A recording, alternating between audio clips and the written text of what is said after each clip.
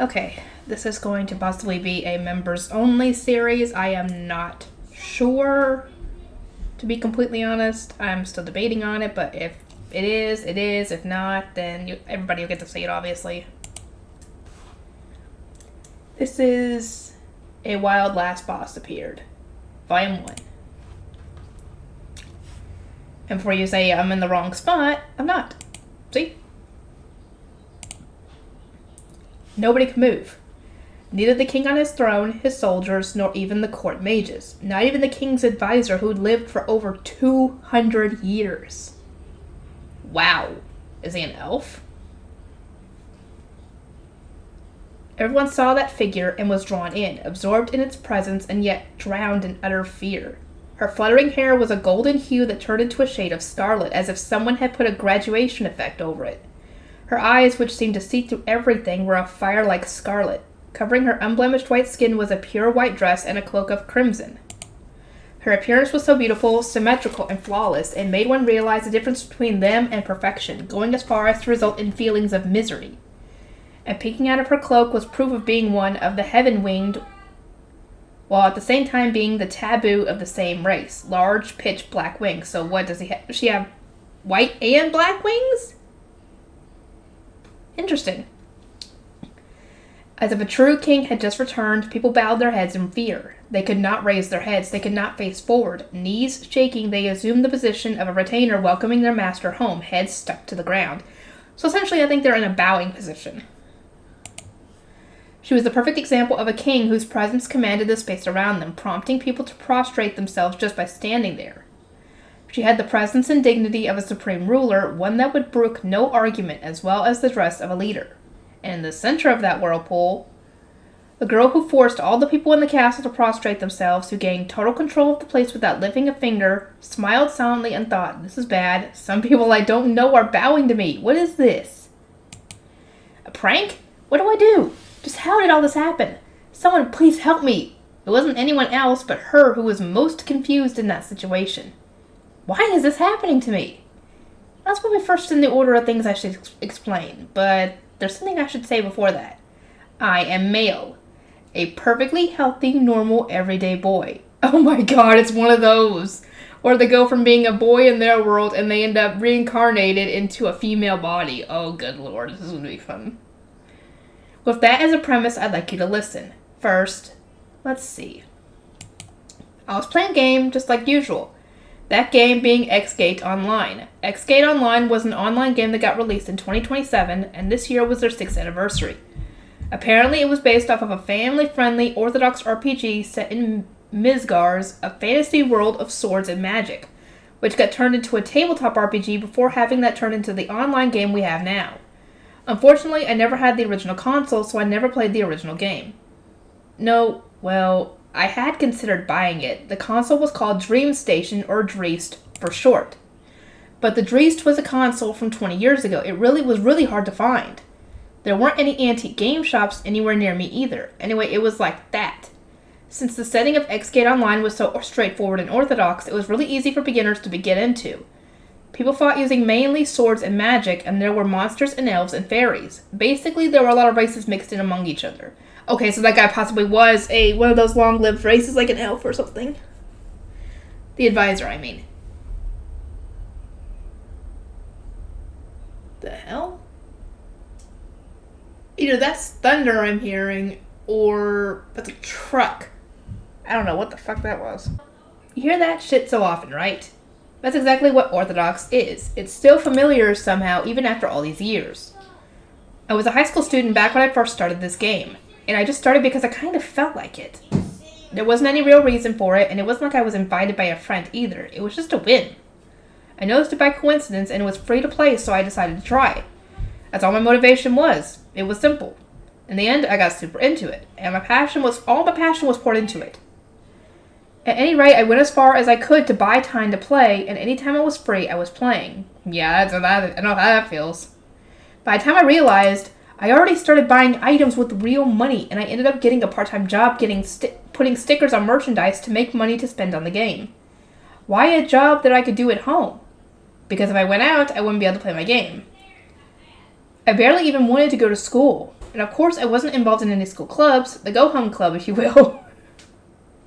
What was lucky for me, and unlucky for the largest portion of players, was that there was a limit to how long you could play each day. It was probably to try to control the growing number of online game addicts, so for now, let's make that the reason why about 10 years ago they passed a law restricting online play. Get Online couldn't ignore the law and made it so that nobody could play for more than 10 hours a day. Thanks to that, I was able to log basically the same playtime as other addicts even while going to school and maintain my status as one of the top players. At any rate, I put my all into raising my character. I leveled up a bunch of jobs to their limit and even tried changing them around. The selling point of this game was the extremely extensive character creation. If I remember right, there were over 10,000 parts to create from. I don't actually know them all. The fact that you could combine those parts freely to create an essentially infinite amount of avatars led me to like my own character even more, drawing me in further. The character I created with that system was Lufas Mafal, a heaven-winged girl. The heaven-winged were one of the playable races in this game, and their characteristics were that they could fly, and in exchange for high basic stats, they couldn't learn attack magic at all. They were called the Race of Kings, well that makes sense, and had an inborn charisma that could force others to follow them. Wow, so no wonder this is going on right now. That was reflected in-game too, in the form of a racial skill that immobilized others if the level gap was too high. Well, it was completely useless for things like boss fights though. I trained Lufas, whatever. No matter how much I paid for the item, I didn't hesitate to equip the best stuff, and I took part in every event that gave good loot. Eventually, I started a country. I gathered other players who wanted to join into a combined force, and although at first we were small, we grew and grew. One of the selling points of the game was a system called War. Two factions would bet everything and fight, and the losing country would be absorbed into the winning country. Lufas, I'm going to say Lufas, because I could be wrong, but whatever, used the system to its fullest and conquered many different countries. Of course, although it's referred to as conquering, all the wars were started with both parties' consent. Doing so without consent was just thievery. Something like that would just get you exposed immediately and ostracized and hated just as fast. There was also one more selling point to this game, the novel system. It was a system that partnered with the internet's largest novel submission site, where the things that players did in-game got turned into official canon in the form of a novel. I started a war for this reason. We went through this much trouble to finish a quest. Send those things into the official site, and anything they accepted would get displayed on the official homepage. If you paid money, you could get even small events made into a story. So everywhere in XGate Online was a story, and the players were all the main characters. Nice! And large critical events were turned into stories free of charge. My character, Lufas, became a semi-official character that all the players knew. She destroyed and taken over many enemy states, and was the first character since the game started to combine the entire world into a single country. Dang! And reign over it as the Great Conqueror. Lufas Mafal, the Black Wings of Terror. So you're your character now. That's right, once I managed to take over the world and create an empire. And as one would expect, I couldn't take over the official last bosses, the Devil's King's minions, but everyone other than the free players became citizens under Lufas. The above event was treated grandly by the above novel system, and people started saying a lot of different things about Lufas. If I remembered right, they were things like, "You're a wild last boss," or "Geez, why don't you just become the last boss?" But then a problem happened. A unified world was, honestly, not fun game-wise. It was a waste of a fun mechanic in the war system, and made it harder for new players to make their own new countries. So I consulted with other high-level players, and we agreed on holding a player-created event. We contacted a famous novelist on the site and had him create a new crux of history. The story went like this. The world was invaded by the great conqueror Lufas and unified through force. However, heroes rose up. Even while being ruled, they waited for a chance, and along with others who agreed, they stood against the root of evil, Lufas, in rebellion. Oh, great heroes! Such bravery is true nobility! Now, drag the great conqueror, who exploits tyranny to no end, down from her throne. Yeah, I'm straight up the bad guy. Essentially, we split the world into two forces, the Conqueror's army led by Lufas, and the Army of Light led by the heroes. Then we proceeded to leave the official last boss in the dust as we held the biggest battle in the history of the game by ourselves. So, to spoil the conclusion for you, I lost. I mean, Basically, all the most powerful players were on the other side.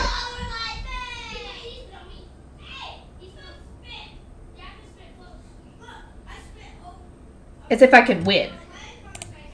But I still try my best. By the time I noticed, I was already alone, but I still rampaged as hard as I could. I used my racial skill to neutralize all the weak players, around 80% of them, and did my absolute best and managed to take it to a one-on-one fight with their leader. Well, at that point my HP was already dipping past the 20% line though. Yeah, it was over in one hit. I made the first move and managed to bring my opponent's HP down to 0 once, but he used the skill...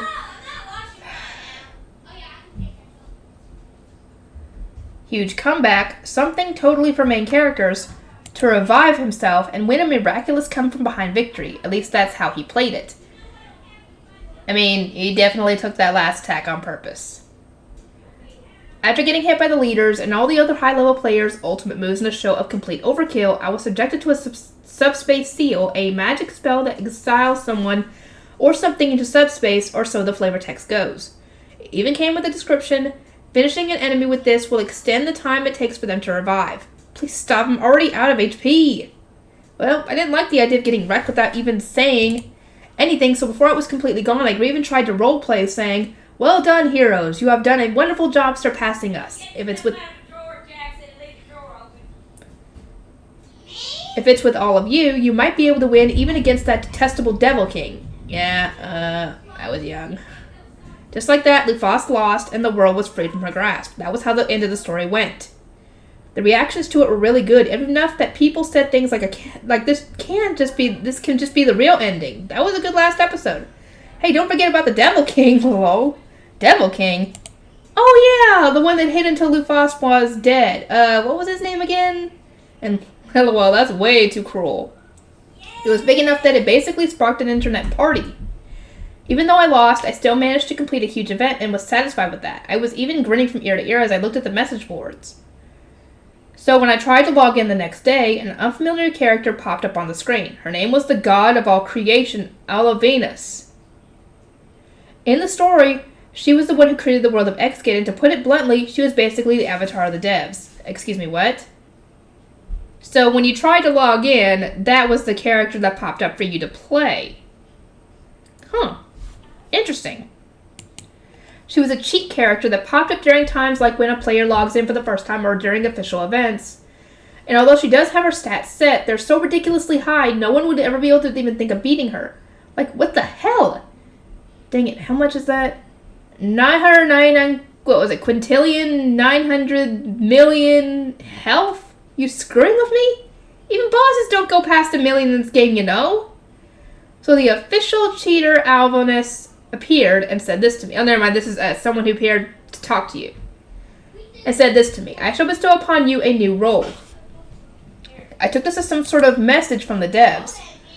Right now, Lufas was treated as a big boss character on the level of the Devil King in Xgate Online. Of course, the game company wouldn't be able to ignore her, especially if the next day I tried to log in again after such a huge event like nothing had happened. Yeah, I get it. Even I think it's kind of uncool. I was thinking, like, if I just log in like this, what'll happen to the story if I just survive like nothing happened? So honestly, this was a godsend. That's why I clicked the yes option in response to the message, because you probably thought you were going to get to make a new character in place of Lufas. Lufas, whatever. I had no idea what kind of event it was, but I've been getting through official events just fine up until now. So whatever plan they have for me, bring it on, I say. With that thought in mind, then my vision widened out. And now we're back to the beginning. With all these people prostrating themselves around me, my chest was feeling especially heavy, and I had a feeling of loss, along with a lighter feeling around my crotch. Oh no, what's he gonna think when he sees he's a girl?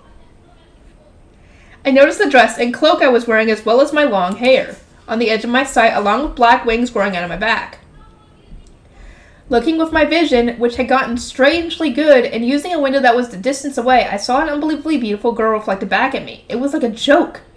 I became Lufas? No way. I'm a guy, right? Lufas is a girl, right? She was a beautiful girl character that I made after several hours of scratching my head over her, and for a stupid reason too, you know? I just thought I'd be more into it looking at a cute girl the entire time rather than at a guy. Like, was becoming her. Now I can't see her at all. Now, we're quite unable to grasp the entire picture. Will someone explain this to us? Hey! I knew that my voice would be different. I was prepared for that, but what was up with my speech? I tried to say, sorry, I'm not really sure what's going on, so can someone explain this to me, please? But instead, something needlessly pompous spilled out of my mouth. Isn't this exactly how I used to rip roleplay Lufus when I was playing? What is wrong, children of men? Raise your heads. How long do you plan to lay there? Or is this a natural posture for your people? If that is so, we apologize for our ignorance. No, that's not what I meant. This is just roundabout sarcasm. This isn't what I wanted to say. What's wrong? Please get up. If you keep staying like that, we'll get nowhere. Also, this might be rude, but is this just how you all are normally? If that's the case, I'm sorry I didn't know. That was what I was really trying to say. I like that it was just really oppressive. Oh no, what's this habit? Everything I say gets blown out of proportion. What should I do? Ah, right. That's what it is. My racial skill. Pressure. I probably have it turned on. I should be able to turn it on and off. Turn off. Come on, my pressure. My pressure tingles. Is that it? Excuse us. What a thoughtless thing we have done. Of course it would be difficult to talk like this. Pressure off. I tried to will it off, but unlike in the game, no convenient window popped up and all these strange old guys stayed with their heads down and wouldn't move. Hey, I said off. You get it, right? I want to stop my skill. Please just take a rest, pressure. No, please don't turn off. I'm begging you. My desperate pleas must have worked, as all the people that had stayed prostrated up until now raised their heads and started sending terrified looks my way. This figure is no way. She was alive? Some stick of a man with long ears dressed like a priest said while shaking like a leaf. How rude. I don't remember ever dying.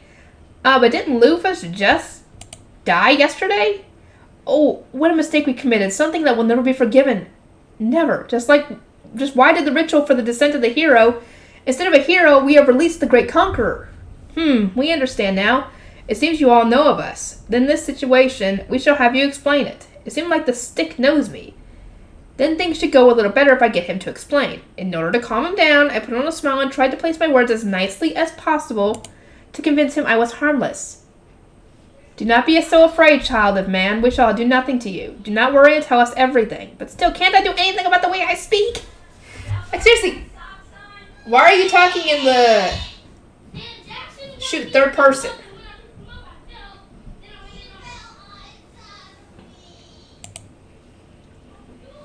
Oh, that's terrifying.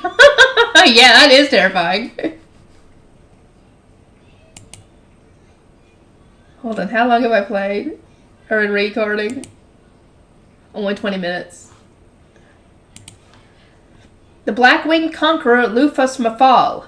It happened 200 years ago. The distinguished girl turned out in the year 2800 of the Mizgar's calendar to be hiding her true nature as an absolute ruler.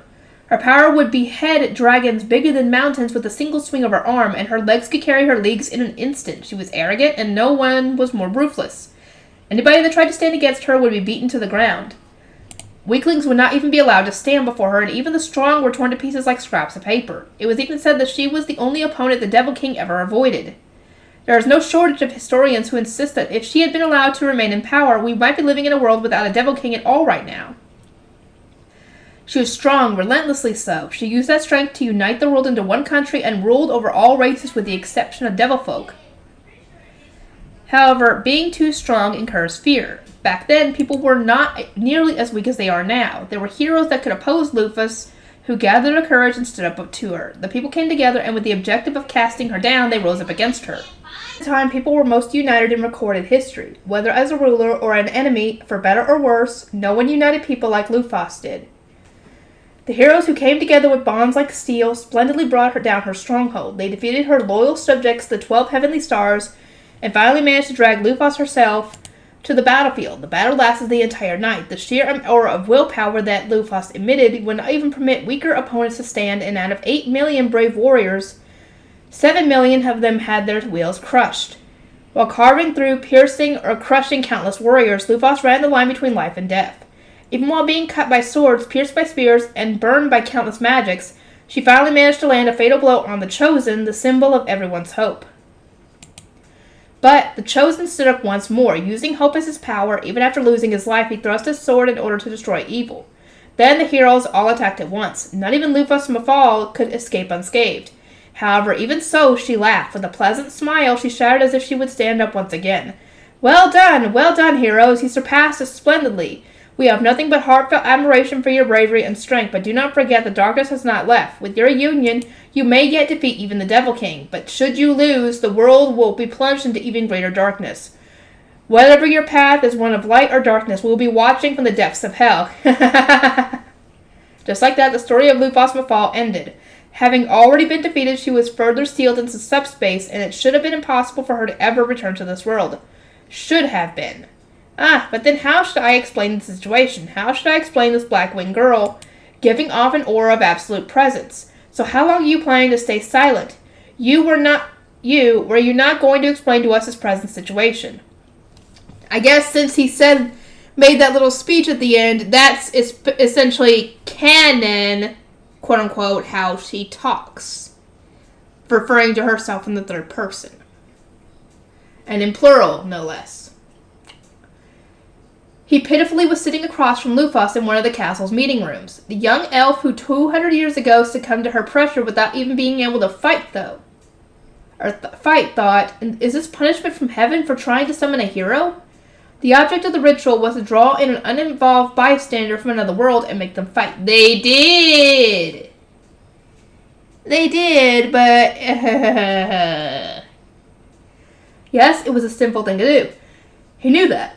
That's why he was sure he should receive divine punishment and was convinced that he would be cast down to the depths of hell. But great creator Alovinus, this is too cruel. It's too much to revive the great conqueror when we were trying to summon a hero. In response to his confusion, Lufas crossed her arms and thought, my wings are in the way, it's hard to sit. The situation wasn't as serious as the young elf was thinking. It took several minutes of waiting for the silent, long-eared hottie to start talking. He threw glances at me every now and again before immediately getting scared and hiding his face. Even so, he started to slowly, word by word, start talking while still being extremely jumpy and sensitive to whether I was getting angry at every little thing. His story could be summed up into 3 points.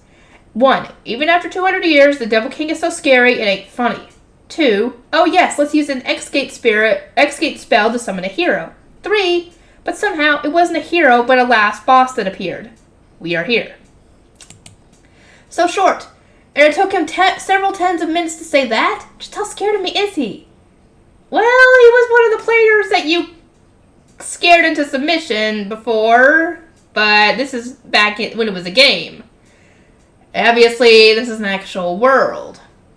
More importantly, this place really was inside the game. I was already getting there myself, though. Not only that, it was 200 years after the Mizgars I knew. What kind of unknown world was I even called to? No, but, well, to tell the truth, I was a little excited at the situation. I've always been optimistic, and I still feel like as long as I'm having fun, I don't need to sweat the small stuff. Now I could walk the world of X-Gate Online, which I love, as Lufas, whom I poured all my heart into making. As an online game addict, this was basically a reward. Oh right, the X-Gate spell is derived from the name of the game, X-Gate Online, and it was basically the blood and guts of this world. The origins went back to when it was still a console game apparently, but it seemed that the protagonist of the original game was an average Japanese student. Said protagonist was summoned to another world via an X-Gate, and over the course of the game's story basically was led to beating the Devil King. Oh, I get it. They are like an alternate version of the console version. Okay. Anyway, for the online game, it basically was there in name only. To think that bit of fluff survived, I actually felt a little moved.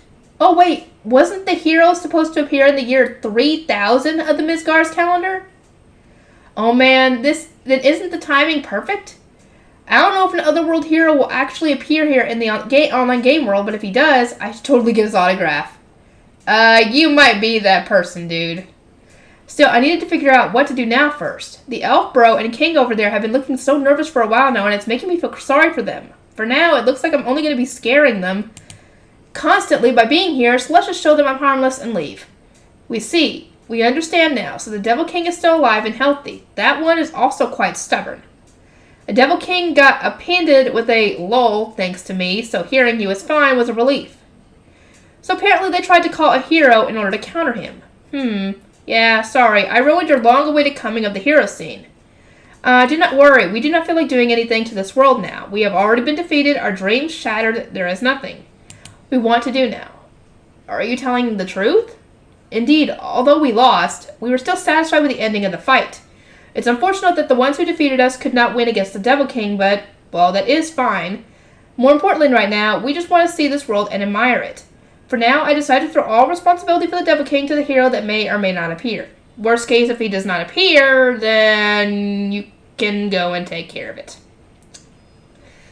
I'd rather go sightseeing around Midgard than do that. I wanted to walk with my own feet and see with my own eyes. Honestly, I almost wanted to leave right now.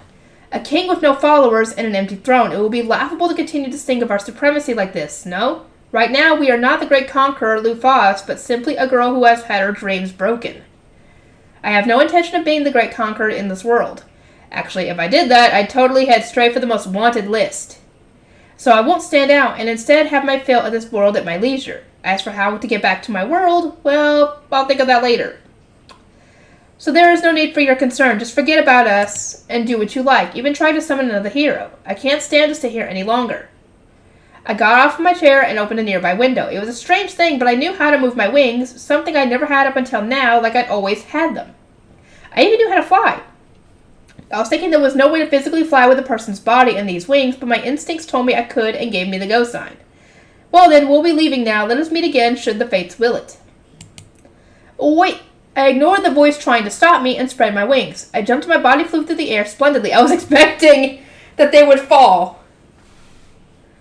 I put distance between me and the ground in an instant, and in the blink of an eye, the castle was already the size of a grain. Oh, I'm flying. I'm really flying. I'm like swimming freely through the air. How should I express this feeling?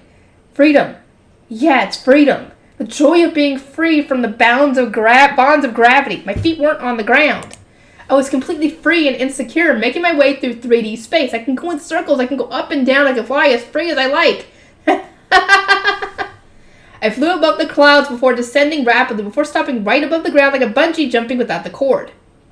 I started flying up right after, almost hitting the ground, and returned to the sky where I could see the world stretching before me.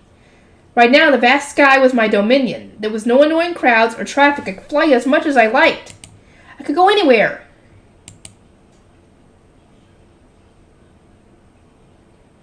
Oh boy, I imagine that would be fun.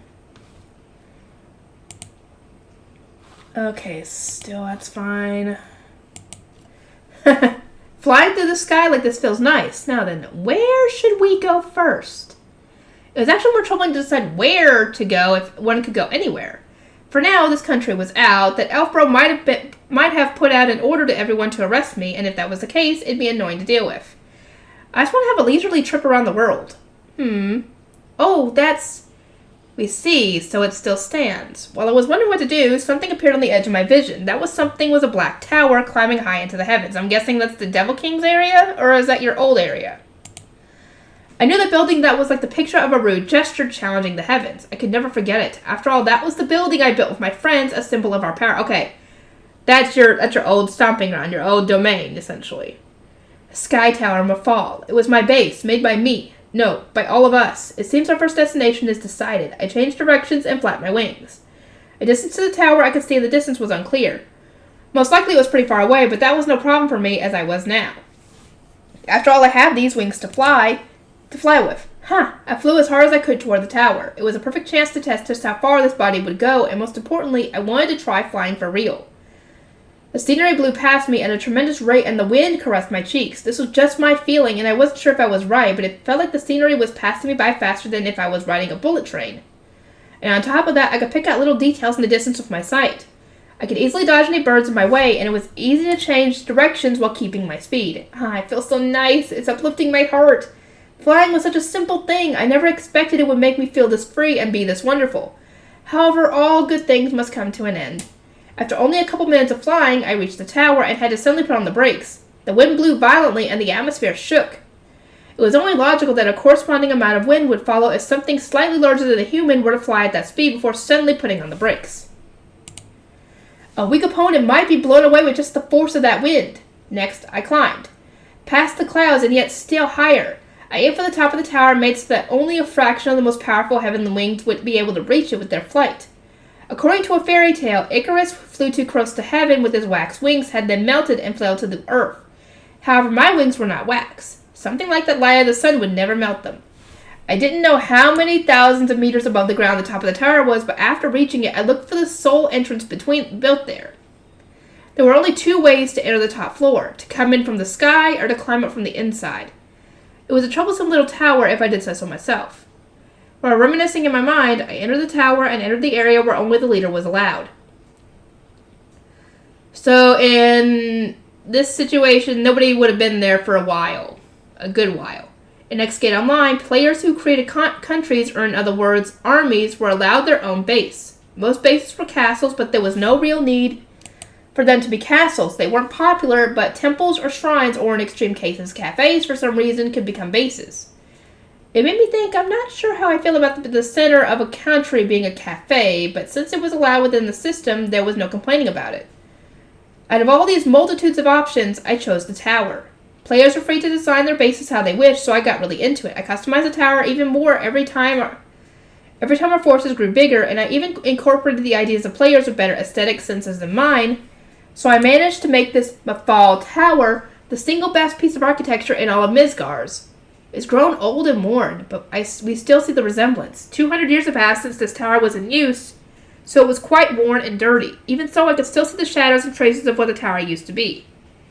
The first thing I did was introduce my butt to the deep crimson throne, which after being broken, still looked imposing in the room.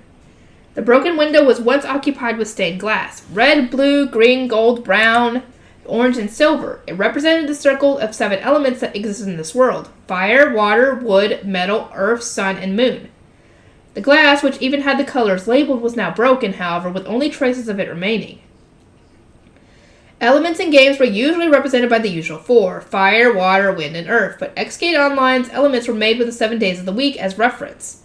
In order of weakness to each other, it went water, fire, metal, wood, earth, water, and the player was able to choose their character's element in the character creator. Of course, this affected the character's magical abilities, so it was important for people planning to play magic users. As for healing magic, in this world it was called Heaven Arts, and it was treated as completely different from magic, so even the Heaven-winged race could use it. But the character's element also played a big part in it, messing up and making a fire-aligned acolyte when fire basically didn't have any Heaven Arts in it at all would make for a sad character. However, failing like that was also one of the fun parts of this game. Running my fingers along the cracked walls, I reminisced on fun times. Everyone was there back then. Everyone who followed me talked about how huge they would make our army, and we had fun with each other's conversations about pointless things, or made promises to hunt together. We partied together like idiots way into the night and drank like we were bathing in alcohol. No, wait a second. Why am I remembering it like I was there? Thinking carefully, the Lufos in the game was the one drinking booze. It wasn't me. I was sitting in front of my computer. In the first place, I was thinking of it like it happened a long time ago, but it was only a few days ago that my army split in 2. It was way too early to think of it like a nostalgic memory. This won't do. Could it be my memories are mingling in with Lufos's? Maybe? Possibly. They're probably combining. This was a mixing between games and reality. Well, given how things are going, that's exactly how it was, though. Also, how strange. This should be our first time seeing this, but we feel it to be nostalgic. We feel relaxed in this place. It was a sense of nostalgia welling up in my chest. It was strange, like I'd come back home after being gone for a long time. Is something wrong with me? Or am I really starting to merge with Lufos herself? At the moment, I couldn't tell. Suddenly, I heard a sound. In this place where I should have been alone, someone other than me made a sound. Without turning my head, I looked toward where the sound originated from and saw an unknown girl. Her pale blue hair, like the sea, seemed unreal in its color, and her eyes were also a marine blue. She was wearing simple white clothes, and her skin was fine and white like fresh snow. Her face was amazingly well formed. I don't know this face. At the very least, she wasn't a member of my army, whom I allowed up here on the highest floor. Who is she? Why is she here? Mistress Lufos? You're Mistress Lufos Mafal, aren't you? The unknown girl shouted and ran over to me before gripping my hand. She looked truly happy from her face to her smile, and I get that she was celebrating my return. But sadly, I didn't know her. Who are you? So mean! Did you forget me? I'm your loyal advisor, Dina. For these 200 long years, I've always been waiting for your return here, you know? Dina? Advisor? What is this girl talking about? I had members of my army who acted as advisors, but none of them went by that name, Dina. I didn't have an actual advisor, least of all a girl named Dina. No. There was. Right, I remember now. Back when I first made our base, I placed a lot of objects around to decorate the place, and I think one of those was a girl NPC. Ah, you just gotta remember the NPCs. That's right, characters were included in the objects you could place around your base. They just walked around randomly and had no meaning and were complete background characters, but I definitely placed one here. I did it for a pretty meaningless reason, that being it felt kind of lonely being in a base without any mob characters, so I ended up forgetting about her. I think I remember getting high on myself back in the beginning and gave her a weird background like Lufos Advisor. But she wasn't capable of combat, and to be honest, she was basically a decoration that happened to move around and was shaped like a person, so I didn't bother to remember her. And so at some point, she really did start to become part of the background. So that girl who I completely forgot gained a will and has been waiting this entire time? Even if I didn't remember, she did? So she'd been loyally waiting here the entire time, fulfilling her role of advisor. Ah, yes. We remember now. Forgive us, Dina. Something was wrong with us to forget one such as you. This wasn't a game. I felt like the truth, which I'd been taking for granted all this time, was suddenly thrust in front of me. Even if I didn't care or forgot, this world had other lives that would be affected by it. In the game, forgetting something slight like a decoration would pass with just a, oh, I forgot about it. Oh well. But that won't fly now that they're alive with their own thoughts and sense of self. Good work. Well done protecting this place while we were away, Dina. Your praise is too much. I must never think of her as a human-shaped decoration ever again. I must always see her as an individual, a person. Excuse me, Mistress Lufus, but just how did you manage to revive yourself? Ah, that. They tried to summon a hero. Excuse us, we don't know the name of the country. For now, the king of a country to the west made an error and returned us from subspace. Thanks to that, as you can see, we are free to move as we wish.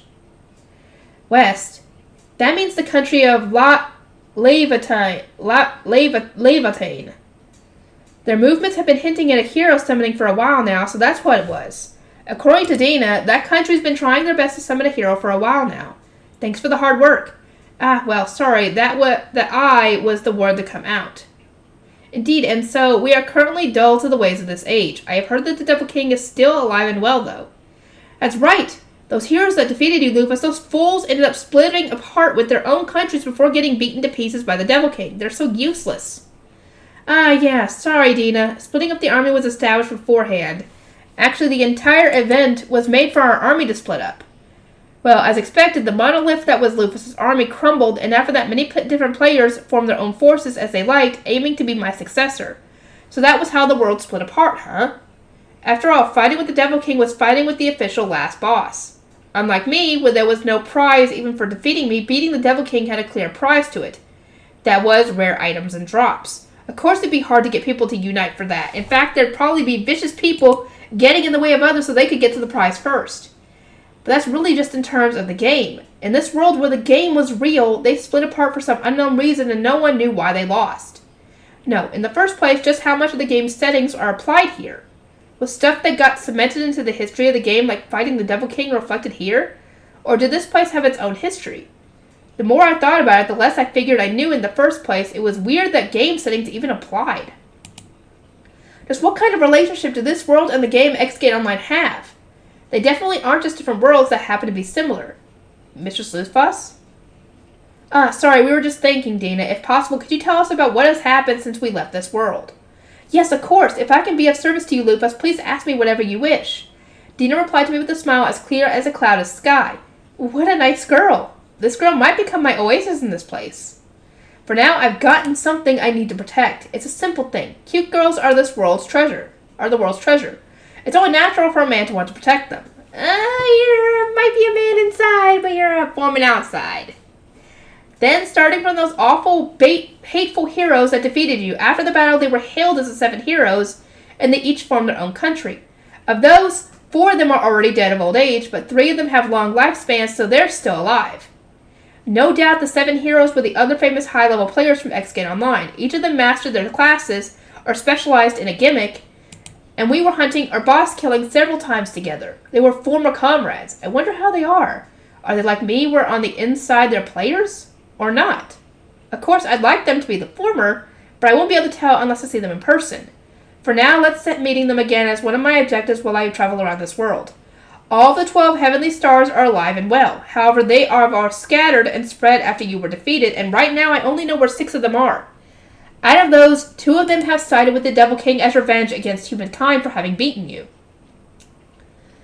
The 12 Heavenly Stars. Their official title was the Conquering 12 Heavenly Stars, and they were NPCs or companion monsters. One of the classes I'd mastered was Monster Tamer, which gave me a skill to tame any monster I defeated with a certain chance of success. Of course, once they became friendly, their stats and data were changed from when they were wild. But for a Monster Tamer, who had almost no ability to fight themselves, taming strong monsters was a matter of life and death, and I was very lucky. I'd gotten boss monsters that only appeared in events, and rare monsters that basically never spawned at all. I managed to tame extremely rare high-level monsters, and because of that I got full of myself and named the 12 strongest of them generals under Lufos, giving them the title of 12 Heavenly Stars. For big bosses, it's cooler to have strong subordinates with titles like the 4 Divine Kings. There was a time when I thought like that. Anyway, please try not to pry into that stuff. It was a mistake of my youth. I think it's fine. Well, to be honest, there are also things other than monsters mixed in, but that doesn't matter right now. The Devil King, huh? My, even if this was brought on by our own worthlessness, they've done something quite shameful, haven't they? We'll have to fix this promptly. And one more goal for the trip, that is to round up all the 12 Heavenly Stars and take responsibility and stop them if they're doing something stupid. Man, to be honest, it's actually causing me stomach problems just thinking about how monsters I've tamed and raised are causing trouble. I'm gonna have to stop them, even if I have to beat them up a little, won't I? Dina, for the 3 heroes that are still alive, as well as the 12 Heavenly Stars that you know of, are you able to put their locations on a map? Yes, certainly. For now, I'm gonna see whether or not the heroes are the same as I am. And if the 12 Heavenly Stars are doing something stupid, I'll stop them and return them to the tower. Let's make this the goal of my travels for now. Ah, right. And I need money, too. It's going to be really important to earn some money since I've got nothing at the moment. I'm going to have to find some way to make money fast. It's done. I've drawn their locations on this map. Please take a look. I took the paper from Dina and looked at the map. Looking at the heroes first, the closest one to this tower was in the country of Svel, 1,400 kilometers to the north.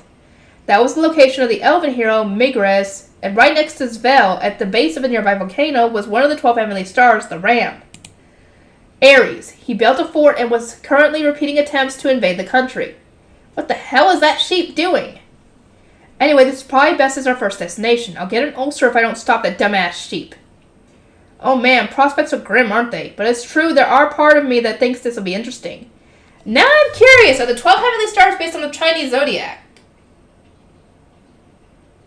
I think it was the Chinese zodiac, where it was Lucy's celestial spirits in Fairy Tale. Is it like that? Because that's what's making me think of that, because she has a sheep named Ares. How long have I been recording? Okay, I'm going to have to stop this one here. I will see you guys in the next one.